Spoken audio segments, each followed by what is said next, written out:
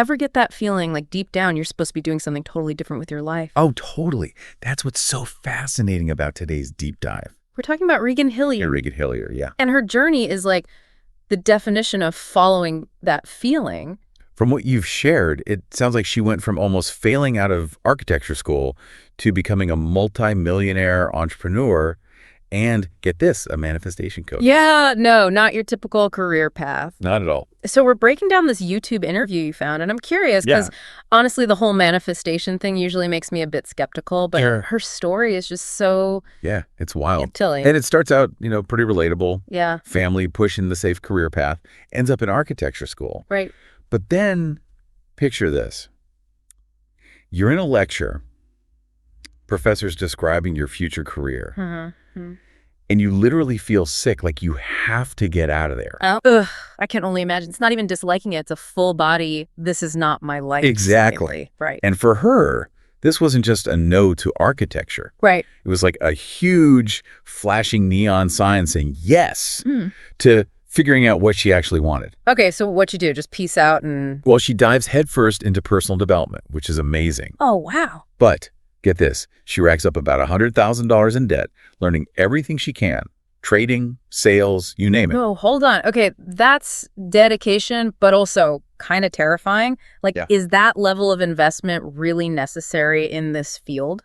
Totally valid question. And to be clear, the debt part is not the takeaway here. Okay, good. But this is where a mentor steps in and basically says to her, imagine having all the ingredients for an incredible dish, but zero cooking skills.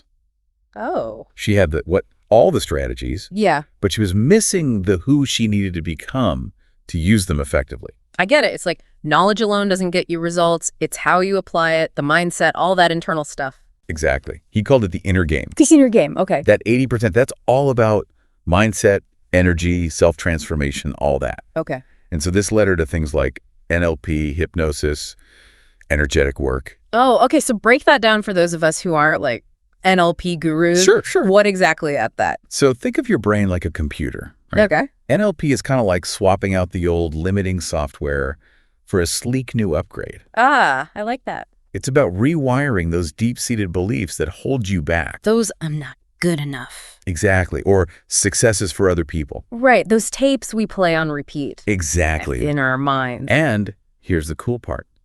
She didn't keep these tools to herself. Yeah. She started informally coaching, sharing what she was learning, and people started seeing real changes in their own lives. It's amazing how that works, right? You find something that lights you up. Yeah. And it's like you're meant to share it, almost like this accidental purpose. Totally. And that's how her first coaching business is born. Starts with free help. Then she starts charging for her services. Which, by the way, huge hurdle to overcome. That moment you start charging is like, wait, people are going to pay me for this. Oh, there's a lot of imposter syndrome there. Sure. Like, who am I to be doing this? Totally. But then that first, like, $200 hits your account. Right. And you're like, oh. Validation. Thank that you. Someone sees the value in what you're offering. Yes. But even with that early success, she recognized that one-on-one coaching wasn't very scalable, right? Right. Wow. So she does something super bold. What's that? Considering she's a self-proclaimed introvert. Right. Public speaking. Oh, wow. Okay, talk about bold. That's a big leap.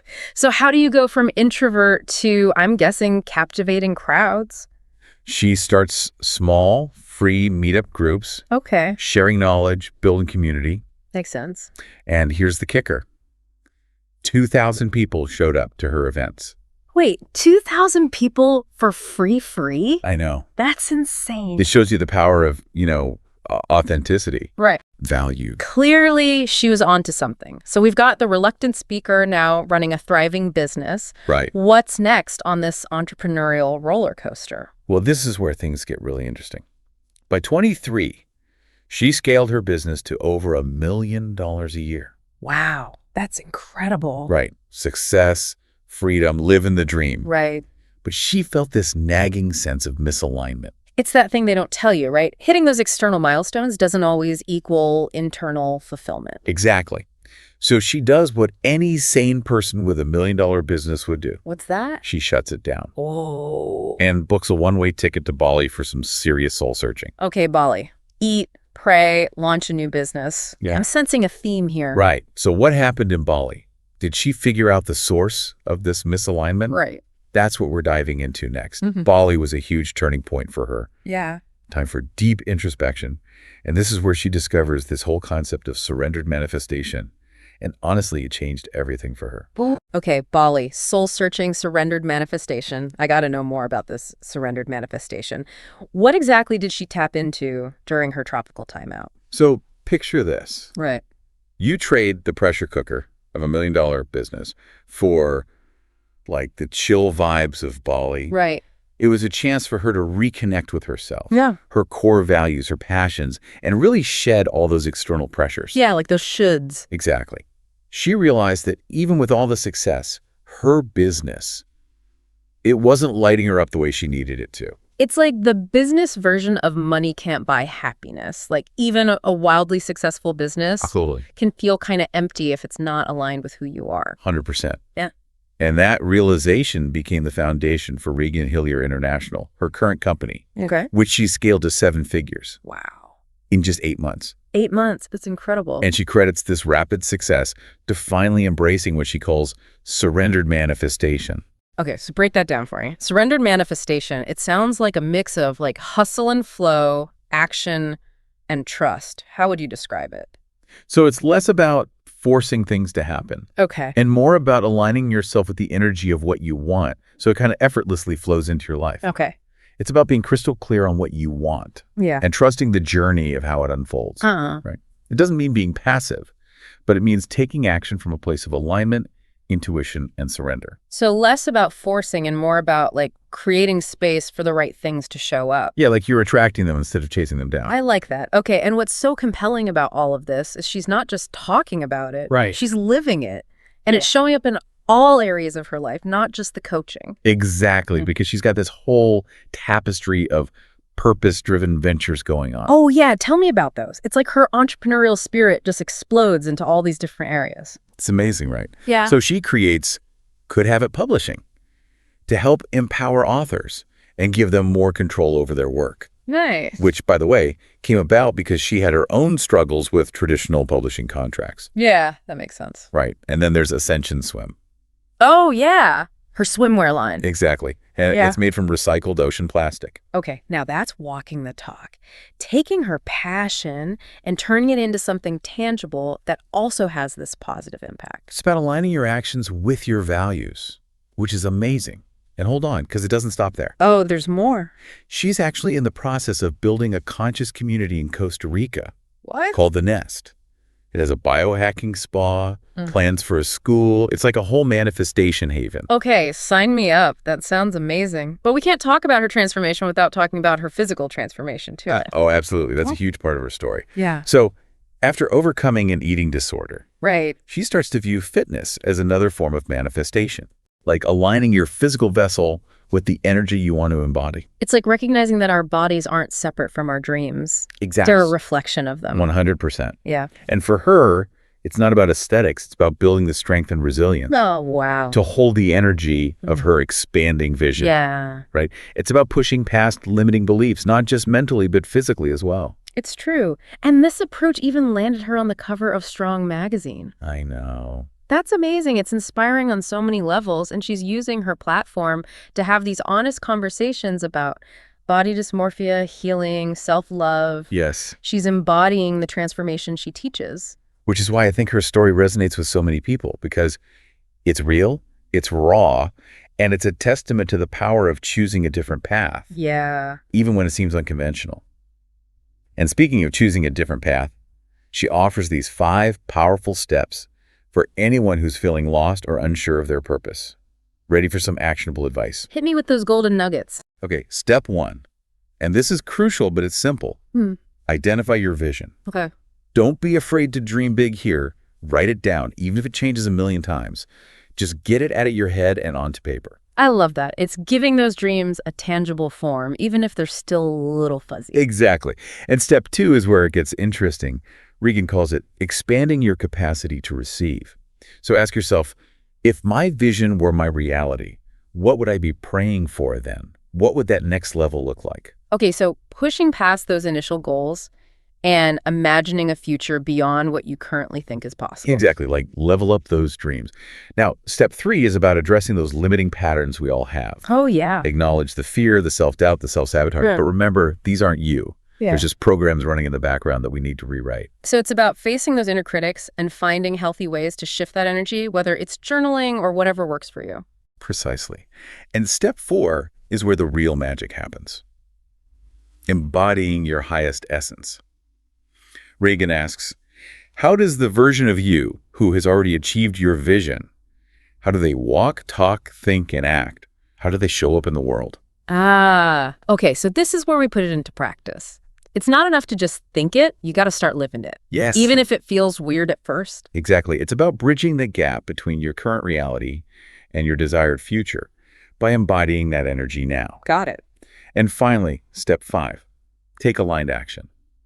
Manifestation isn't just daydreaming. Right. It requires you to show up and do the work. It's about taking those inspired steps, big or small, and trusting that they're leading you in the right direction. Exactly. And here's a little golden nugget from Regan. Instead of asking, how do I make this happen? Ask, how does this get to come into my life faster? Oh, I love that subtle shift in language. It's like assuming it's already on its way. Exactly. And you're just aligning yourself with it. 100%. Yeah. And she even suggests a tool for that, energetic conditioning. Setting little manifestation alarms throughout the day. Not those jarring ones, but something gentle. And when it goes off, Yeah. you just close your eyes for a moment and connect with the feeling of your manifestation as if it's already here. Like little mini meditations throughout the day. Exactly. To recalibrate, get back into that high vibe energy. And she says consistency is key. Just like working a muscle, the more you do this, the stronger those feelings become. It's about creating that visceral feeling of alignment so it doesn't feel so foreign or impossible. This is powerful stuff. It really is. And, you know, hearing her talk about all this, it reminds me of something she said about her fitness journey that really struck me. She was saying how in a lot of areas of life, we can outsource things, you know, delegate tasks. But when it comes to our bodies, Right. we're the ones who have to show up. That's so true. You can't hire someone to eat your veggies for you. Exactly. Or to do those burpees. It's on you. Right. And that's why she sees that physical discipline as the ultimate form of self-love. It's about making choices day after day that support your well-being Yeah. and align with the vision you have for yourself. It's like your body is a vessel for your dreams. Yes. And it deserves to be treated with care and respect. Exactly. And it brings us back to that powerful question about the connection between our relationship with our bodies and our ability to manifest. Right, because it makes you wonder if you're constantly battling your body, feeling uncomfortable in your own skin, is that somehow blocking your ability to create the life you want? It's a really interesting thing to consider, isn't it? It is. Like, are you sending mixed messages to the universe if you're trying to manifest abundance, but also, you know, criticizing your body every chance you get? Yeah, it makes you think about approaching personal growth holistically, right? Right. It's not just about mindset or strategy. It's about bringing all aspects of ourselves, Yeah. including our physical well-being, Totally. into alignment with the vision we hold. And what I appreciate about Regan's whole approach is it's not about being perfect. Oh, yeah, for sure. She's really open about her own struggles with, like, body image, disordered eating, and it just makes it, Real. yeah, so much more relatable because, let's be real, Totally. who hasn't struggled with that? Especially these days, yeah. Exactly. So it's refreshing Yeah. to hear someone who's achieved this level of success Right. still be so open about the journey, Yeah. you know? For sure. It's not about, look at me, I have it all figured out. It's more like, I've been there. I've been through it. I've learned some things along the way. And here are some tools that helped. Exactly. Yes. And I think that's what makes her so relatable. Mm-hmm. Because it's like we're all just figuring it out as we go, right? Absolutely. And she's not afraid to admit that. Mm-hmm. And she also doesn't shy away from the fact that transformation takes work. Right. It's not a magic pill. It's not like, poof, you're a new person. It's the manifestation alarms, facing those limiting beliefs. It's showing up consistently. Yes. Pushing yourself outside that comfort zone, whether it's in the gym or in your business. And I think that's a powerful message because sometimes we need that reminder that it's okay to have to put in the effort. Totally. It's not always going to be easy. Exactly. It's not about making it look easy. It's about embracing the process. It's about the journey. Yes. And I think that brings us back to the core of today's deep dive. The jizz. It's about tuning into that inner compass, that gut feeling that's always guiding us towards our most aligned path, even if it looks a little messy or unconventional. Yes. And sometimes that means walking away from what looks like success on paper. Right. To pursue something that truly lights you up. Following your own path. Yes. Regan's story reminds us that we have the power to create a life that feels authentically and wholeheartedly like our own. So as you're navigating your own journey, whatever that looks like, consider this. What's one small step, even a tiny one, that you can take today to move closer to that vision you hold for yourself? How can you show up with more authenticity, more intention, more alignment in your own life? Because the truth is, the journey of 1,000 miles begins with a single step. Yes. And that step is always available to you. That's such a good reminder. And that's a wrap on another deep dive. If you enjoyed this exploration of Regan's journey, which I know you did, make sure to check out the original YouTube interview to dive even deeper. And don't forget to subscribe so you don't miss out on future episodes. Until next time, keep exploring, keep questioning, and most importantly, keep following that inner spark.